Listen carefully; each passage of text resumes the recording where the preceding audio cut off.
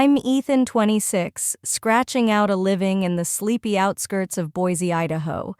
Not a big city guy, but close enough to keep the days humming. I'm an electrician, not some poser with a toolbox pretending to know his way around wires. I've got the certification, the calluses, and a steady gig at a small local outfit, Gem State Electric. We're not some corporate giant, but the work keeps the bills paid, puts a little aside, and feeds a dream of striking out on my own. Someday my name on a truck, my rules. That morning was like any other. 2 jobs on the docket, a quick fix at an office downtown, faulty outlet, no big deal, and then a call from dispatch. A woman just outside town needed someone to check the lights in her garage. Something about them flickering on and off like a pulse that wouldn't settle. Not an emergency, but she wanted it done today. I punched the address into my GPS and hit the road. The place was off the main drag in a quiet pocket of Boise, where the houses sprawl big with manicured lawns and driveways that gleam like they're polished daily. I pulled up to a modern 2-story, all clean lines, and a black iron gate swung open like it was waiting for me. Impressive, not my usual call. I parked, grabbed my toolbox, and headed up the path to the side entrance of the garage. The door opened before I could knock, and there she was, Lillian, tall, maybe 31 or 32, dark hair pulled into a loose ponytail, wearing a fitted sweater and jeans that hugged her like they were made for her asterisk. It wasn't just her looks, it was the way she moved, confident, deliberate, like she owned every inch of the air around her. She gave me a quick once-over, then glanced at her phone. "You here for the garage lights?" Her voice was cool, almost detached. "Yeah. Ethan from Gem State Electric," I said. "You mentioned they're flickering." She nodded, pointing toward the garage. "They cut out whenever I open the door. Sometimes they come back, sometimes they don't. It's annoying. Got it. I'll take a look." She didn't say another word, just turned and disappeared into the house through the door connecting the garage. I set my gear down and got to work, the silence of the place pressing in heavy and expectant. The issue was straightforward, sloppy wiring on an old motion sensor, some hack job from whoever had done it last. I killed the power, ripped out the old unit, cleaned up the wiring, and installed a new sensor that wouldn't crap out. Took about 2 hours, including testing.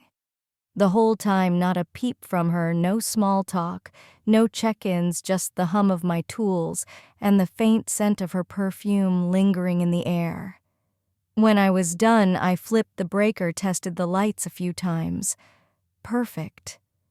I knocked on the interior door and waited. She came back, no phone this time, stepping close to watch the lights snap on with the motion sensor. A faint smile curved her lips. Finally, she said, "They're working like they should." "Yeah," I nodded. "Bad wiring. Replaced the sensor too, just to be safe. You're good now." She crossed her arms, tilted her head slightly, her eyes catching mine in a way that made my pulse skip. "You're good at what you do." "Thanks," I said, feeling the weight of her gaze. "Appreciate it." Then she hit me with it like a spark jumping a wire. "You're handsome, you know that." I blinked, caught off guard, a jolt running through me. I let out an awkward laugh. Thanks." Her smile shifted, not mocking, not teasing, real, like she meant every word and wanted me to know it. She leaned against the doorframe, casual but deliberate. "So, Ethan, what do you do besides fixing things?" I was thrown again. I'd had friendly clients before, but none like this, none with that look in their eyes like they saw right through to the parts of you didn't show. "Not much," I said, scrambling. "Work keeps me busy. I'm not big on partying. More of a quiet nights, early mornings kind of guy." She nodded slowly, her eyes never leaving mine. "That's refreshing. I'm not much for the social scene either. That surprised me. She didn't look like someone who stayed home on weekends. She looked like she belonged in a rooftop bar or on a yacht somewhere, all glamour and untouchable grace. But the way she said it felt honest, raw. I mean, she went on, people assume things when you look a certain way. It gets exhausting. I nodded, unsure what to say, feeling the air between us thicken. Then she dropped another bomb. I know this is random, but want to hang out this weekend? I froze, my brain catching up to my ears. Like hang out? I asked, my voice betraying the nerves I tried to hide. She smiled softer this time. Yeah, like that. Somewhere nice, quiet. No pressure to answer now. I hesitated, then said I'd like that. Her smile widened, like she'd known I'd say yes all along. Great. I'll text you the details. Thanks again for the lights. And just like that, she turned and walked back into the house, leaving me standing there, the world tilted off its axis. I got in my truck, shut the door, and sat for a minute, reeling like I'd just stepped out of a dream. What the hell just happened? The rest of the day was a blur. Fixed a busted outlet at some guy's workshop, smiled through small talk, checked my phone every 15 minutes like a fool. Nothing. No texts, no missed calls, just silence. I didn't even know her name. I'd done the whole job without asking, all business, until she dropped that line like a match in dry grass. Friday came and went. Still nothing. I started thinking she was just being polite, or maybe it was some rich girl game, something to laugh about with her friends later. I invited the electrician to hang out. Can you believe it? I tried to convince myself it didn't matter. People say random things, but around noon on Friday, my phone buzzed with a text from an unknown number. Hey, it's Lillian from the lights. Still up for Saturday, I'll pick you up. Noon. Drop a pin. My stomach flipped like I'd been holding my breath and didn't know it. Lillian. Now I had a name. And she remembered. I didn't overthink it, sent her a pin for a public lot near a hardware store, not my place, just neutral ground. She replied with a thumbs up. Saturday morning I was ready too early, trying on shirts that were basically the same, polishing my boots, even shaving, something I never do on weekends. I had to look like me, but sharper, like I belonged in her world. I got to the lot early, sat on the curb, scrolling my phone, stealing glances at every car that pulled in. At 12:02, I heard the unmistakable growl of something powerful. A silver Porsche 911 Turbo rolled up, top-down, Lillian behind the wheel, sunglasses on, hair loose, and catching the wind like a scene from a movie. ****. Everyone in the lot stared, her then me, like I was a delivery guy waiting for a tip. She waved. Ethan. I nodded, opened the passenger door, heart pounding like I was stepping into something I couldn't come back from. That's me. She grinned. Hop in. The leather seat smelled of luxury, and she smelled of citrus and something expensive I couldn't name, like a promise you don't dare believe. As we hit the highway, I asked, "So where are we headed?" "A place I go to clear my head," she said. "You'll like it. Promise." We drove for about 40 minutes. Hills, forests, then narrower roads. She pulled onto a gravel path leading into dense woods, the kind of place that feels like it's hiding secrets. I heard rushing water before I saw it. We parked, walked a short trail, maybe 5 minutes, and it opened to a small waterfall spilling into a clear pool surrounded by rocks and towering trees, a place that felt alive and ancient all at once. She didn't smile, not in a sad way, just calm, focused. "This place," she said softly, "makes me feel small. In a good way." We sat on a flat rock far enough from the spray, the air cool and heavy with the scent of moss. She slipped off her sandals, dipped her toes in the water. I followed, the cold biting but grounding. She stared at the water and said, "I know what you're thinking." I raised an eyebrow. "Oh yeah, you're wondering why someone like me asked someone like you out here." She was right, and it stung like she'd seen through every doubt I carried. I didn't answer, and she kept going. "My dad owns a logistics company, big money. Mom runs HR for the family business. House paid off before I was 10. Cars, private schools, connections, the whole deal." I stayed quiet, her words painting a life I could barely imagine. "Growing up, everyone treated me like a label," she said. "Rich girl, perfect girl. Guys wanted the idea of me.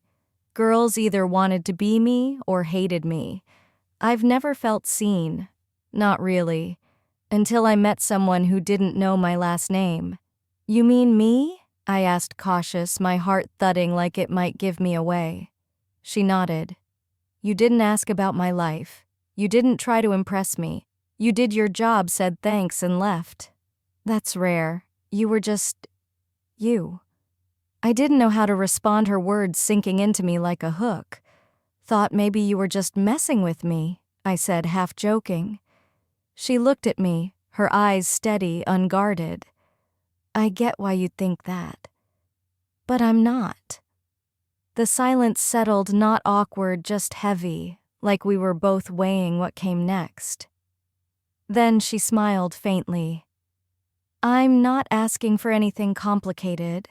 I just want to talk to someone who doesn't want something from me." "I get that," I said. "No strings." She nodded. "Thanks." We sat there for maybe an hour, talking, laughing, sharing stupid stories, the kind of ease I hadn't felt in months. The sun started to dip, and she stood brushing gravel off her jeans. "Time to go," she said. "But I'm glad you came." The drive back was quiet, comfortable, the wind carrying a weight we didn't need to name. She dropped me off where she'd picked me up. I reached for the door, hesitated, looked at her. "We doing this again?" She didn't answer right away, then said, "Maybe if you call me." I stepped out, watched her drive off, the Porsche disappearing like a dream I wasn't sure was real. It wasn't just a date, not exactly, but it was more than a random outing. It was the start of something, and I felt it pulling me in whether I was ready or not. The days after felt different, like the world had shifted under my feet. I went through my routine, fixing outlets, swapping panels, replacing blown fuses, but it wasn't automatic anymore. Lillian had slipped into my head, not loud but steady, like a low hum you can't tune out. She didn't text, not once. I wasn't expecting a flood of messages, but after how open she'd been at the waterfall, I thought there'd be something, an emoji, a meme, anything. The silence gnawed at me. Maybe she just needed a sounding board, a guy who didn't fit her world, someone safe to spill to. Maybe I was just her one-day confidant. But something wouldn't let me let it go, the way she'd looked at me before I got out of her car, the way she'd said, "Maybe if you call me," like she tossed me the ball and walked off the court.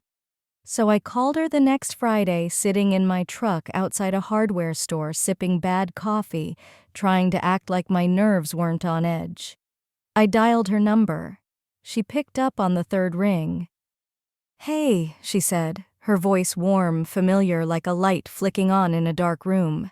"Hey, it's Ethan." "I know," she said, and I could hear the smile in her voice. "Hoped you'd call." I let out a breath, surprised by how tense I'd been. "Want to meet up again?" I asked. "I'll plan it this time." A pause, then, "Yeah, I'd like that." We settled on Sunday afternoon. I told her I'd pick her up. She didn't ask where we were going, just said, "All right, I'll be ready." I didn't know what someone like Lillian would expect from a second meetup, but I wanted it real, not a fancy restaurant, not some flashy spot, just us. So I planned a picnic, corny as it sounds. Borrowed a blanket from my mom, packed sandwiches, fruit, some glass-bottled lemonade, even bought a little cooler for the occasion.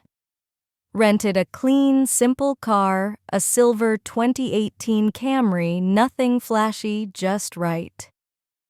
Sunday, I pulled up to her house, that same sprawling place with its wide driveway and modern glass windows. She was waiting outside, no Porsche. No sunglasses, just a green hoodie and black leggings, her hair loose, no makeup, looking like she belonged to the earth instead of some untouchable world. She smiled as she slid into the passenger seat. "Hey, picnic guy," I grinned. "You ready for a surprise always," she said, her voice carrying a spark that made my chest tighten. We drove about 30 minutes out of town to a spot I used to go with my dad as a kid, an open field near the edge of a dense oak forest with a view of rolling hills and a sky that stretched forever, quiet enough to make you realize how loud life usually is. We parked under some trees, spread the blanket on the grass, and I poured lemonade into plastic cups while she sat cross-legged watching clouds drift. "I don't remember the last time I did something like this," she said. "A real picnic. Something not curated, not controlled, not Instagrammable." She paused, her eyes softening. "This feels real." We ate, laughed about how bad I was at peeling oranges, talked about childhood weird clients' favorite songs. She didn't try to impress me, and I didn't try to impress her. It just flowed like we'd found a rhythm we didn't need to name. Then came a moment. She went quiet, staring at the trees, sunlight catching her face just right, like she was part of the landscape itself. She turned to me slowly. "You know what I liked most about the other day? What you didn't look at me like you wanted something from me. Not money, not attention, not validation. You just saw me." I swallowed her words, hitting like a spark in my chest. She leaned closer, and I met her halfway. The kiss was soft, unhurried, not dramatic, but heavy, like we'd both agreed on something without saying a word. When we pulled back, she smiled faintly. "Hoped you'd do that." "Didn't know if I could," I said. "You're kind of intimidating." She laughed. "I know. Keeps the wrong people away." We spent another hour lying on the blanket, watching the trees sway the world, feeling small in ours. As the sun dipped, she reached for my hand. "I don't know what this is," she said softly, "but I like it." "Me too," I said, and I meant it, every word. On the drive back, we didn't say much, but the silence was easy, like it carried its own language. She let me drop her off at her front door, no games. Before she got out, she looked at me. "Text me, okay?" Anytime, I said. She stepped out, and I sat there a minute, her scent lemon and lavender lingering like a promise. I didn't know what was next, but I knew this wasn't a one-off, not anymore. The next few days felt lighter, like a weight I didn't know I was carrying had lifted. Work wasn't just work anymore, it had purpose, motion. Lillian was in my head, not overwhelming, but there like a song you hum without thinking. We started texting more small, real stuff. "Just fixed a ceiling fan one-handed while holding a flashlight in my teeth." Not bragging, just heroic. She'd reply, "Spilled coffee on my silk blouse during a Zoom with 12 people. Beat that." We'd send songs, cloud pictures, stupid things that felt like building something without trying to define it. But I still didn't know where I stood. She was rich, beautiful, confident. I was still me, work boots, stained hands, a guy who didn't belong in her orbit. The idea that she'd pick me over anyone else in her world felt too good to be true, like a dream you know you'll wake from. A week after the picnic, she texted me Thursday night. "Free tomorrow night? Parents are out of town. Want to show you something?" My heart kicked up. This was the first time she'd invited me inside, not the garage, not the doorstep, but her world.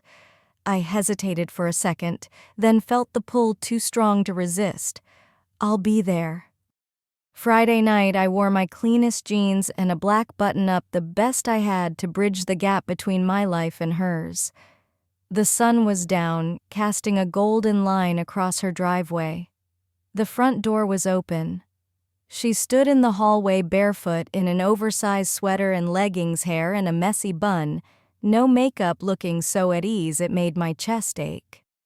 "Hey," she said, stepping aside. "Come in." The house was stunning. High ceilings, glass walls, modern but warm, like it was alive with her. She led me through to the kitchen where 2 plates sat on the island, candles already lit. "You cook?" I asked, surprised. "Technically," she said, smirking. "Ordered from a place I like and reheated it."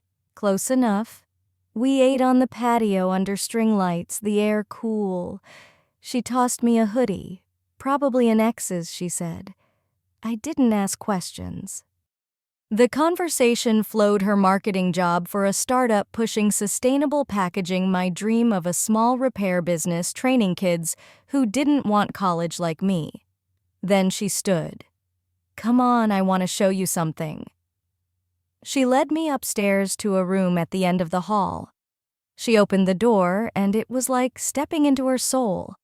A small art studio, canvases against the walls, some unfinished, some bursting with color, raw and unguarded. "You paint?" I asked, stunned. She nodded. "Not for anyone else, just for me." I walked in slowly, taking it in. She stood behind me. "This is the only place I feel like myself. No makeup, no expectations, no pressure." I turned to her. "You should feel like yourself all the time." Her confidence cracked just a little, and it was the most beautiful thing I'd ever seen. She stepped closer. "I don't know what this is between us, Ethan," she said softly, "but I'm not pretending when I'm with you. That matters to me." "I don't know what it is either," I said, "but you're always on my mind." We stood there, surrounded by her vulnerability on every canvas, and I kissed her again. No hesitation, no questions, just the truth of it. It felt like something we'd both been waiting to trust. That night, we sat on her couch, legs tangled, an old movie playing in the background. She rested her head on my shoulder. "You're the first person I've let in like this in a long time," she whispered. "I'm not going anywhere," I said. She smiled, a little sad. "Don't say that unless you mean it." "I mean it." I said, every word heavy with truth. We fell asleep on the couch, waking at 2 a.m. to the sound of rain on the windows. She was still there, her hand on my chest like it belonged. I didn't want to move, didn't want the moment to end, didn't want to think about her world swallowing mine. 4 months since I first knocked on Lillian's garage door, and I can still see it. Her cool glance, her clipped voice pointing at the busted lights like I was just another bill to pay. But somewhere between the frayed wires and the new sensor, something sparked, something neither of us could ignore. We kept seeing each other after that night at her place. Not everyday life work routines kept us grounded, but enough for it to feel right. Sundays turned into full weekends, texts into calls, awkward silences into easy ones, like we were building something real layer by layer. No dramatic declarations, no movie moment proposals, just honest, messy, real. But real comes with edges. Her world wasn't mine. At a friend's engagement dinner, everyone in tailored suits and cocktail dresses talking stocks and startups, I stood there in my best shirt sipping ginger ale because I was driving, feeling like an outsider in a room full of her people. I told her later I felt out of place. She looked at me and said, "That's because you're not like them, and that's exactly why I'm here." It didn't make it easier. My world was shifting too. My boss noticed I was distracted, skipping extra calls, not out of laziness, but because I cared more about being somewhere else. For a guy who'd always defined himself by work, that was new, and it scared me.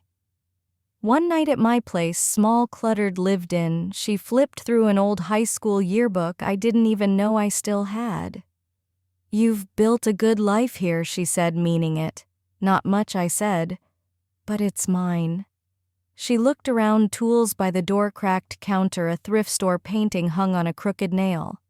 "I like it," she said, and I believed her. We talked for hours about where we were, what we wanted, not fairy tale dreams, but real, raw plans.